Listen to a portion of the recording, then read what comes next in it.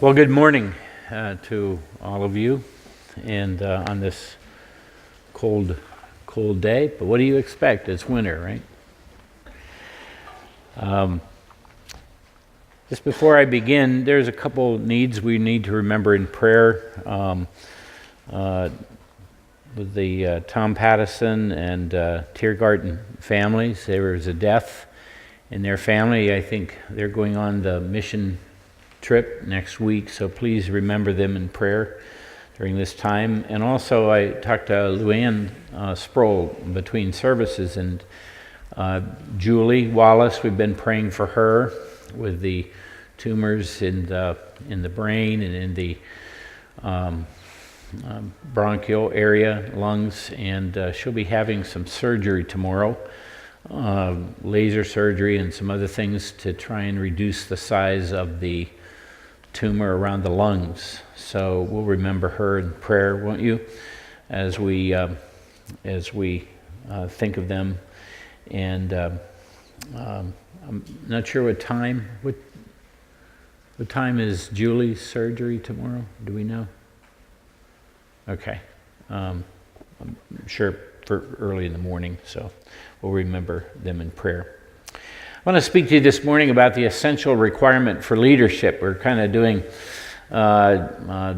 double things this morning. We want to have a dedication for our DR team, and we're going to do that in a few minutes. And also for our church leaders, we do that the second Sunday of the new year as our new leadership takes their roles and their places as Board of Elders, Board of Ministries, trustees, other things, and deacons. And so we want to have a dedication for these who are in service. So I always try on the first Sunday of the new year to talk about New Year kind of things, and then the second Sunday to talk about leadership kind of things. And so I've been dwelling on a passage from Exodus 33 and surrounding the life of Moses that I think will help us as leaders to just get a handle on our mission and what is the essential ingredient. I think most of us who serve realize that we really do not have the skills necessary to lead God's people, that we rely on God. Paul talked about not having any confidence in the flesh, but confidence in Christ. And I think that's where many of us, we don't feel qualified, but we feel God's call to certain ministries, whether it's pastor or board member or Sunday school teacher or those life group leader, all those kinds of things. And we don't feel qualified. But, in the interview process, as our elders are interviewing persons for senior leadership and other things, they're coming to question the qualities. What kind of qualities? And certainly to be a leader of God's people, we think, well, this person has to be good with people and be able to counsel people and help people. Certainly they need to have some financial skills in managing the Lord's work and being able to raise money at the necessary times. For trustees, we think, well, they need to be good with mechanics and fixer-uppers and engineering and all those kinds of building trades, and that's good. Certainly those who lead on boards need to have a keen mind. They can't be someone who's out of their mind. As I tell people sometimes, I'm out of my mind, but I'll be back in a minute. But what is, and I began thinking, what is the essential quality? And I think Moses comes to grip with that in Exodus 33, but not until after he has worked through a lifetime of dealing with his own issues and his own problems, which most of them centered around the issue of anger, not a moral crisis, as we're hearing about in so many sectors in our society today. It wasn't that, but Moses, quite frankly, had an anger problem. And while he improved from his murderous tirade on the Egyptian, at least he wasn't murdering God's people when they resisted him, but he still had an anger problem. And as I was thinking about this, I went to the mail yesterday and I found there the Alliance Life. And by the way, if you're not getting this, if you're an Alliance family and you're not getting this in your home, please do so. It's free. They once a year they'll send you a thing if you want to donate, but you can receive this free of charge. And it really, there's some neat articles in here. Keeps you up to date on the happenings in the Christian and Missionary Alliance. And they have an obituary section, and I'll get my name in that someday. And but just, a lot of good stuff. Well, I was noticing an article entitled, "Why Am I So Angry?" Why am I so angry? And it was written by Wanda Walborn, and I was thinking about Moses, and she goes through a list of things that causes anger in us. Now, there's some anger, but it's like 1% of our anger may have to do with this that is righteous. Paul writes to Ephesians in Ephesians 4, and he says, "Be angry and sin not." Most of us are sinning when we're angry. It's a very exclusive kind of anger to be angry and not sin. But most of our anger, and it doesn't always come out as a tirade like we saw on the man in a pizza place in Pittsburgh, just fly into this woman and knock her down and banging her head against the floor. And that's rage. That's rage. Thumos is what the Bible calls it. But most of our anger is just kind of an underlying irritation that often shows itself at the most unfortunate times in our lives. And so there's some underlying causes, and I looked at these and I thought, this is Moses. This is Moses at various stages of his journey. For example, she highlights fear. Sometimes it is fear that causes anger. You're driving down the road and someone pulls out in front of you, and you get angry. Okay? Well, that anger is because of fear. Just that emotion, fear and anger often do go together. Sometimes we're angry because our opinions are invalidated. That was Moses. We want somebody else to take us out of the promised land, those 2 million people. And he goes by the tent doors at one occasion, and they were all having, roast Moses for lunch, and he became discouraged. And our agenda is blocked. I think of how Pharaoh blocked his agenda, and sometimes his own people. Our agenda is blocked. Our plans are thwarted, causes us to be irritated and angry, hurt. Some of us get our feelings hurt, and we don't get over it. And we wear our feelings on our sleeves, and we sulk, and we pout. Any pouters in here? Any sulkers in here? Our personhood is attacked. That's when it gets really sensitive, and that is what often happens in marriages. The wife, the husband argue and fight, and they attack the person, not the problem, but they attack the person. Or expectations unfulfilled. We get married, and our wife or our husband, we think they're going to be like this, and they turn out to be not that, and so we get angry. But we don't tell them about it. We don't talk about it. We don't resolve it. We just kind of bury it, and then at the right time, it comes out. And sometimes it comes out in very, very bad ways. So that was Moses. But we find in Exodus 33, things have changed over the long journey of our man Moses.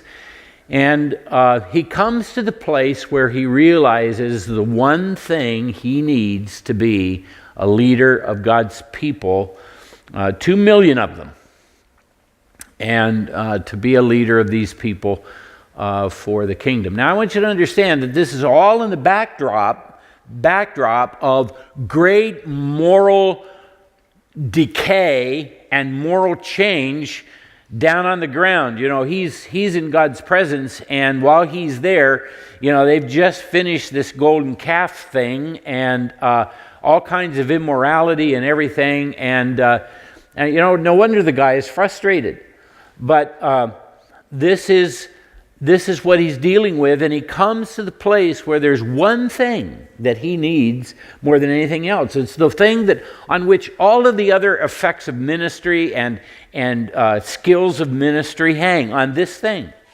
Now, in the church world, this is critically important, and you go into the corporations and stuff, and some of this might apply, but this is an unusual character trait that all of our other skills will hang on. It's the one thing that is important. So let's look at the text, and I want to make some brief comments, and then we will close. Exodus chapter 33 and verse 12. Moses said to the Lord, "See, you say to me, bring up this people, but you've not let me know whom you will send with me." So he thinks he's going to, we're at this place and he's going to send somebody else. He's going to send the assistant pastor to help. No, I wanted to see the pastor. No, they get the assistant pastor. No. Okay. Yet you have said, I know you by name, and you've also found favor in my sight. Now therefore, if I have found favor in your sight, please show me now your ways that I may know you. In order to find favor in your sight, consider too that this nation is your people. Here's a subtle change for Moses. Moses became very possessive of his people as he was going to Pharaoh, and now he's realizing these 2 million Israelites aren't his, they're God's. I want to say something here when we talk about ministry, and I think this is incredibly important. If you don't hear anything else, hear this. When we take God's agenda for a ministry,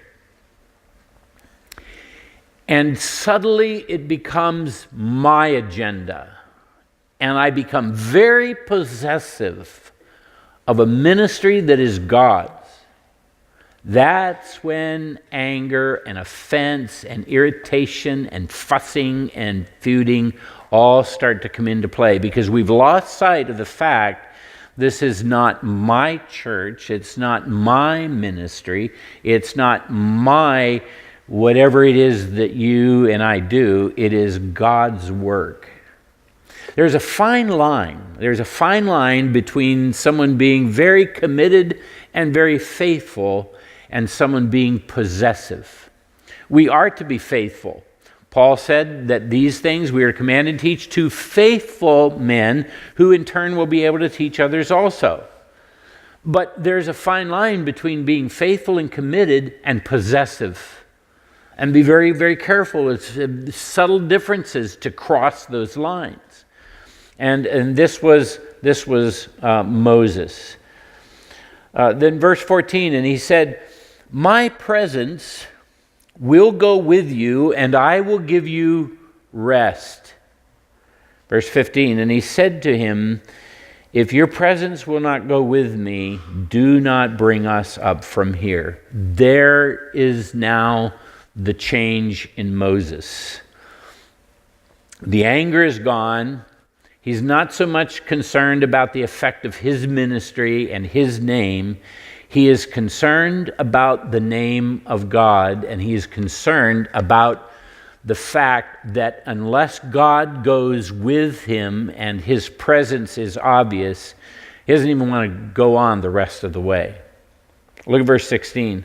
For how shall it be known that I have found favor in your sight, I and your people? And this is the part of the verse that I've highlighted in my notes. Look at this. Is it not in your going with us so that we are distinct, I and your people, from every other people on the face of the earth? Now, some of you know that I grew up in a legalistic kind of environment, and well-meaning. My parents, our church was well-meaning, but as I look back on it, I cringe, because we were always taught, okay, you've got to be different. You've got to be different. You've got to be distinct from the kids around you and the people around you. How many of you have ever heard taught the separated life? And for many those that taught me when I was a teenager and a child, the separated life was measured by the length of a sleeve, and for guys by the length of your hair. And this was I grew up in the hippie generation in that late 60s and 70s and the Beatles and all of that, and the length, it was all the outward stuff that measured the holiness within. And come to find out, that really may not be the best barometer. God looks on the heart. Man looks at the outward appearance. And Moses found that our distinction, our separation, did not have as much to do with the outside as it had to do with the driving force within us, namely the presence of God. So let's go on to verse 17. And the Lord said to Moses, "This very thing that you have spoken I will do, for you have found favor in my sight, and I know you by name." Moses said, "Please show me your glory." And he said, "I will make all of my goodness." Wait a minute. Lord, I wanted to see your glory. I know you're good. No, God says, "I'll show you my goodness. Pass before you and will proclaim before you my name, the Lord." That special name of God. "And I will be gracious to whom I will be gracious, who will show mercy on whom I will show mercy." But he said, "You cannot see my face, for man shall not see me and live." By the way, that's one reason we have to have new bodies when we go into heaven, because these bodies, these physical bodies, could never stand the physics of heaven, an eternal physics that's different from everything you and I know. And so our eyes have to be changed so that we can see things we can't see now. Our whole lives, our ears have to be changed. Our eyes have to be changed so that we can see music. And our ears have to be changed so that we can hear things that we've never heard before. And the Lord said, "Behold, there is a place by me where you shall stand upon the rock, and while my glory passes by, I will put you in the cleft of the rock, and I will cover you with my hand until I have passed by. And then I'll take away my hand, and you shall see my back, but my face shall not be seen." Now, we know there's a long word called anthropomorphisms, and that is where we attribute to God, who is a spirit, who cannot be seen, who is a spirit, a sense, a spirit, and we attribute to God certain physical features like hands, and the arm of the Lord is not shortened that it cannot save, and the eye of the Lord goes to and fro throughout the whole earth, Chronicles says, and all of these things we attribute to God eyes and ears and hands, and that's anthropomorphisms, to explain God in human terms. But the sense is, and this is the essential ingredient for leadership, and that is to know the presence of the Lord within. Now, it's the New Testament that takes this. The New Testament takes this and talks about the same thing in the context of the fullness of the Spirit. Jesus said on one occasion, when I have to go away because the Comforter is going to come. When he comes, he not only will be with you, he will be where? In you. And I want to ask all of us, what must it be to have God in me? That's the essence of the Christian and Missionary Alliance, the truth that's been taught for decades.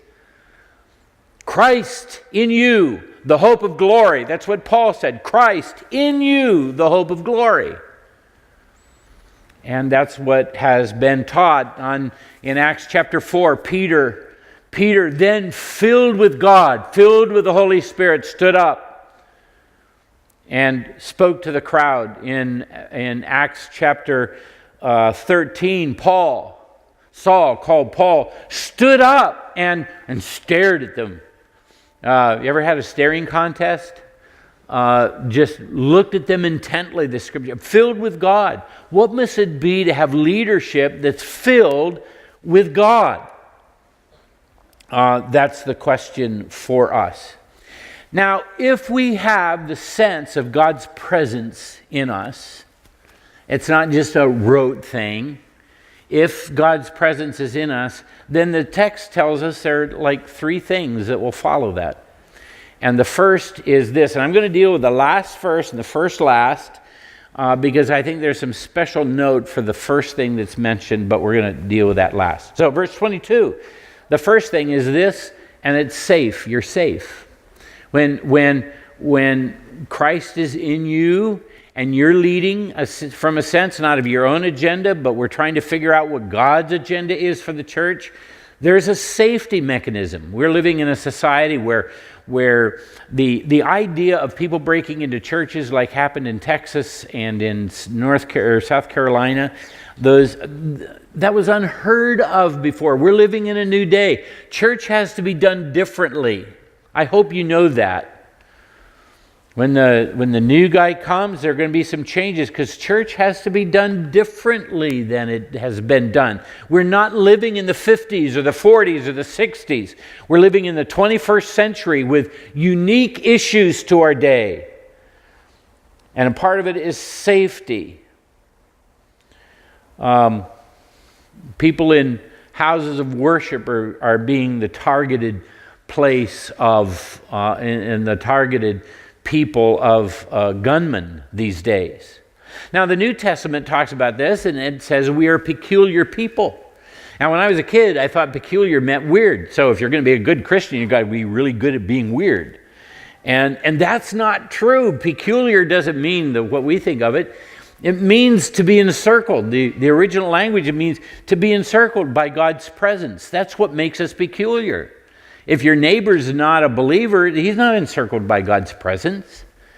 So anything that touches you, any strife, any suffering, anything that touches your life goes through the permissive screening of God because you're encircled by His presence. God has to allow it first. Think of Job. David, with friends like that, who needs enemies? Or Job said, or Satan said to God, what about your servant Job? And God allowed Satan to touch Job's life. There's a sense that we're safe. When you go to the Dominican, everybody's kind of nervous, and everything.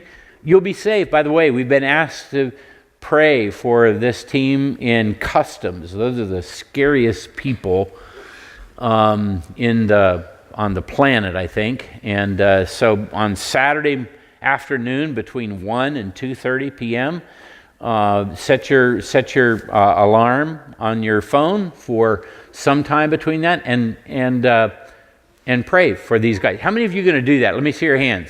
You do that. Set your phone. You're going to pray, because if you don't write it down, you're going to forget. It's going to be like 3 o'clock.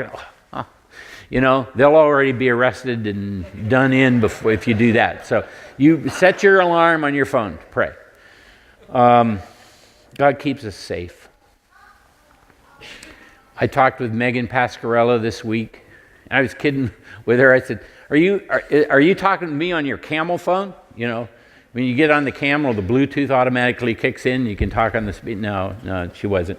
And I said, "Well, next time we talk, I want you to talk with me from the Camel, all right, in the middle of the desert." But we were talking about safety. And we pray for our kids. But I tell you something, you're safer in Siberia or in some African country in the desert surrounded by terrorists than you are in Washington if you're out of God's will in Washington. If you're in God's will, you're safer anywhere because you're surrounded by His presence. Safe. God said to Moses, "I'm going to put you in the cleft of the rock, and my hand will cover you, and I will protect you." That's what God's saying to those of you that are leaders. That's what God's saying to all of us. He's protecting us. Your kids, I think of stories of some of our kids. The Severas, their little boy was hit by vehicle and how God protected all of these things. God keeps us. Amen? But then the second thing is stability. And oh, how we need that today. We need stable people. We need, as leaders, people that are not, rash and brash. And we need leaders that are not, high one minute and way down the next. We need some stability. And I think God promises that. Because God said to Moses, there is a place by me. There's a place near me. There's a place by me, and you will stand not on quicksand or sinking sand as the Bible talks about, but you'll stand upon a rock. Not the mudslides of California where life can change, but you will stand on the rock. There is a place by me, and you shall stand upon the rock, anchored, stable, like concrete under your feet. And that's what God provides for us in His presence. And that's what leaders need.